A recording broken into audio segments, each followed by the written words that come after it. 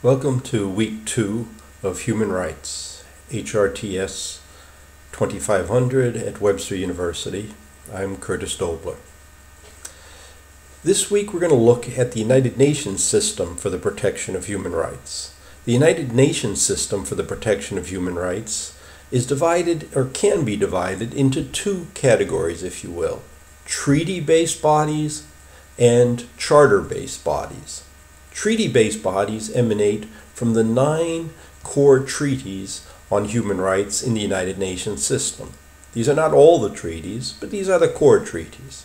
They start with the International Convention against or for the elimination of all forms of racial discrimination.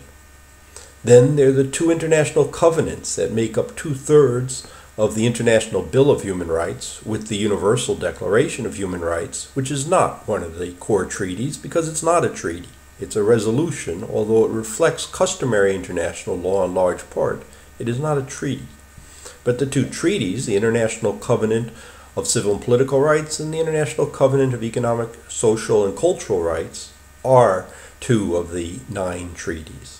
There's also a convention against torture, cruel, inhumane, and degrading treatment and punishment, a convention on the elimination of all forms of discrimination against women, a convention on the rights of the child, and then 3 newer conventions: a convention on the rights of migrant workers and their families, a convention on the rights of persons with disabilities, and a convention on the newest convention, a convention on enforced disappearances.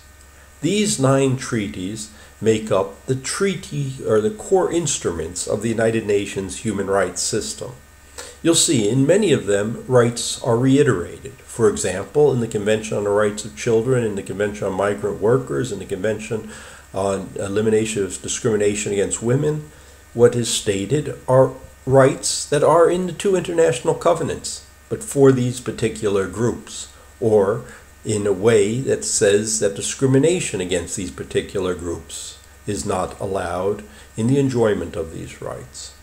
So we have come up with 9 core instruments within the United Nations for the protection of human rights.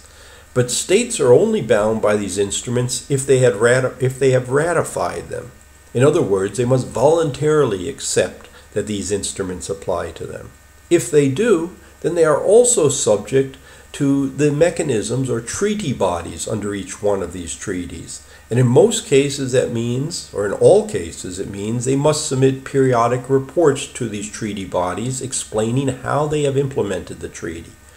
In many cases it means, in most cases now, that they also can allow individuals within their states to submit individual communications. And I say can because often they have to either make a declaration under a particular article or they have to ratify an optional protocol to allow individuals to bring individual communications.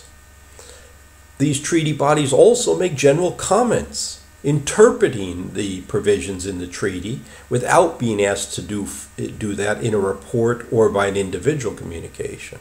And lastly, states may bring complaints against other states under most of these treaties, but that is very rarely done. The other types of mechanisms within the United Nations are what we call the charter-based bodies. The charter-based bodies emanate from the Charter.